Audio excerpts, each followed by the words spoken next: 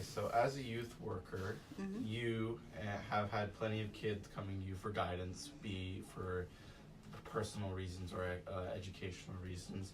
In your years in this position, how many different ways have students experienced stress? Can you name a couple ways students have, what inflicts stress on students? Many different things can cause stress in people's lives.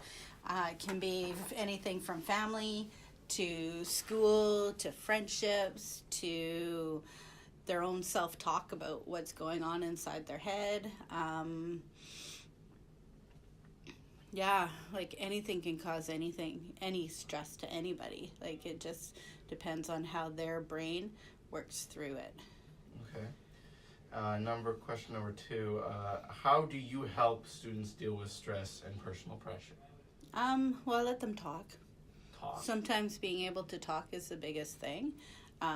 They just need to know that somebody is listening and to be heard.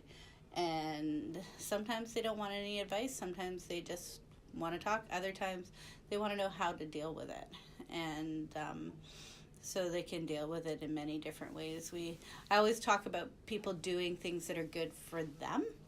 We forget to do things that are good for us, whether it's taking a bubble bath or doing yoga or meditating or journaling or doing our own time for us.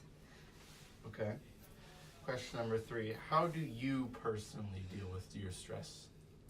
I yell and scream at everybody. No, just joking. I deal with my stress by I work out at the gym. What else do I do? I do yoga. I hang out with friends. Do shop therapy. Go for coffee with my girlfriends and stuff. So I'm just not at home having to deal with my family and having my people that I can talk to and stuff. Okay. Question number 4. What would be the most common stress inducer for students? Like, what you've been in this position for quite a while. What is the most common way students are stressed out, and why do you think that is? Most common way, well, definitely grades is a big stressor.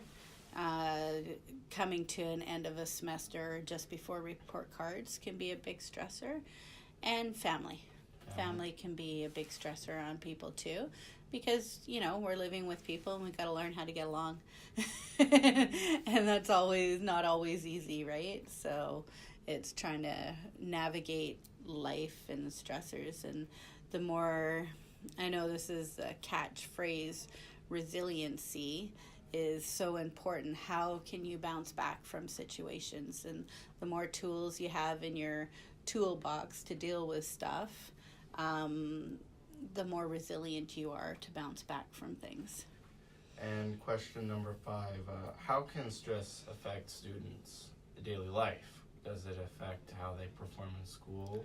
Absolutely. It can affect how you perform in school. It can affect you mentally, and it can affect you physically. Like, people can get sick to their stomach or, get more sick easily with colds and different things because it lowers your immunity when your body's constantly at a stress point. It can give you ulcers. It can do all sorts of things to your body that people don't realize can happen.